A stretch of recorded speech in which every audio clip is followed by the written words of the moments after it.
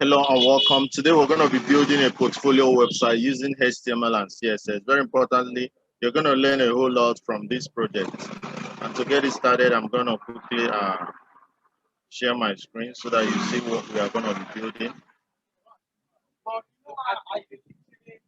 Okay, so this is what we're going to be building.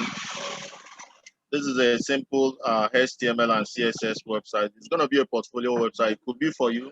This is for me, and that's why I have, hi, I'm Augustine.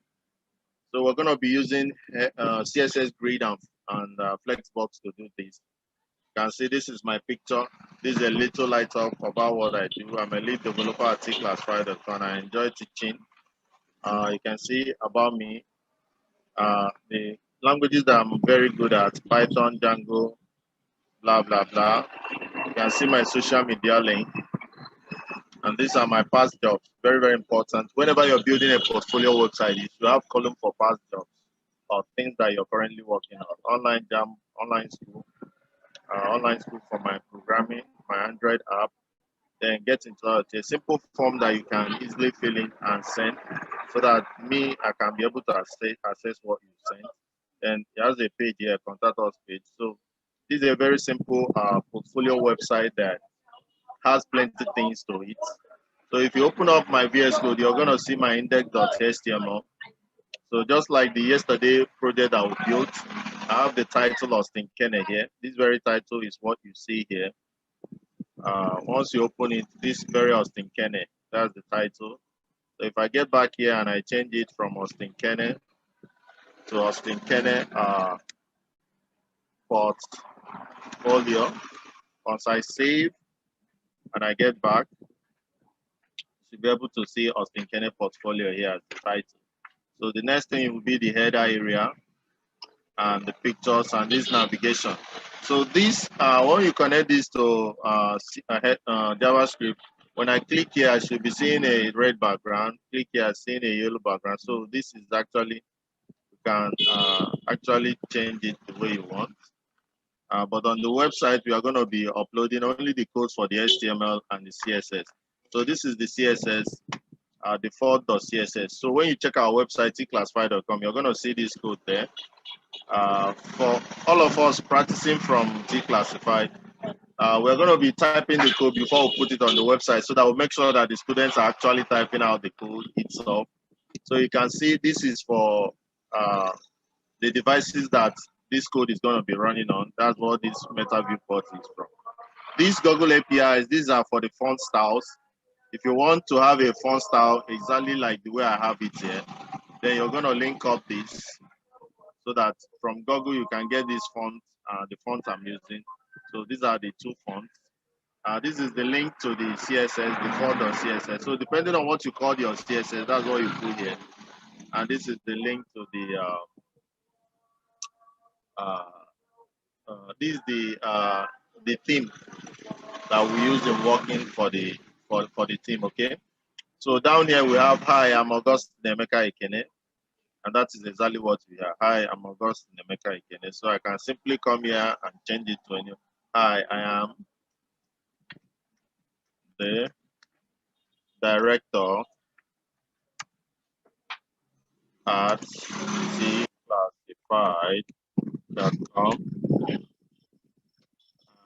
And my name is, if I do Ctrl S to save, if I get back now, you can see, hi, I'm the director at tclassify. My name is Augustine Emeka.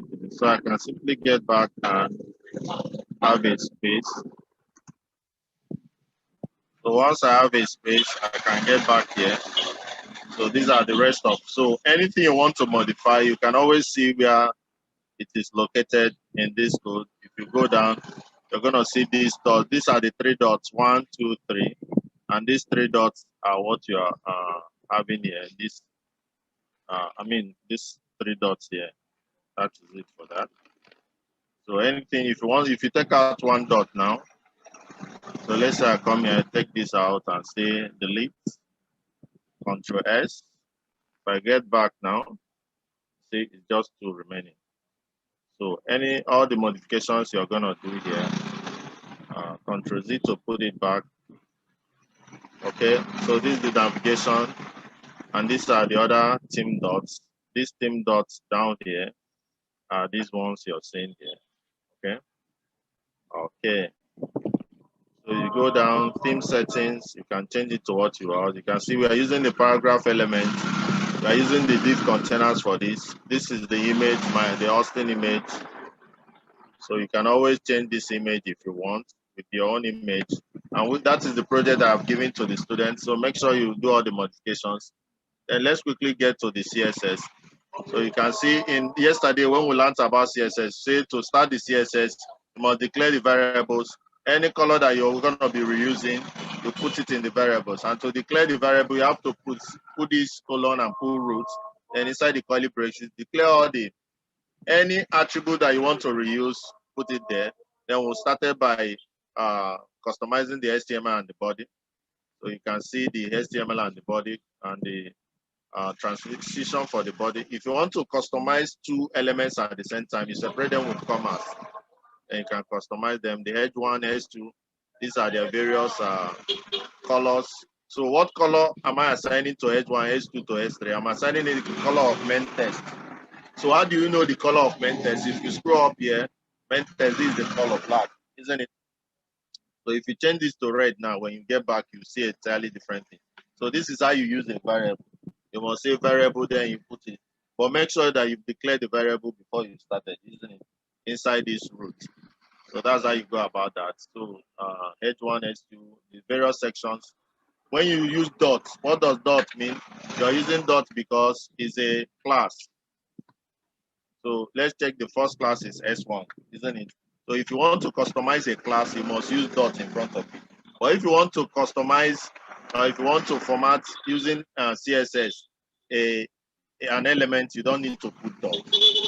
Let's say you want to work on section itself, you wouldn't have put dot. But because you're working on class, you have to put dot, the name of the class. Is that clear? If you're working on an ID, let me get an example of an ID. Like this, if you're working on an ID, you have to put hash in front of the name of the ID. So take note of what you can do.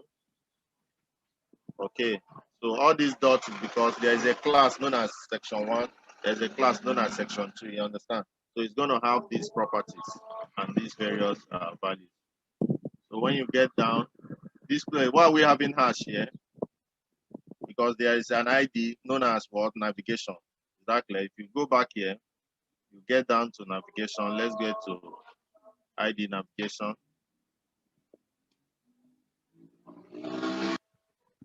I think it's up here.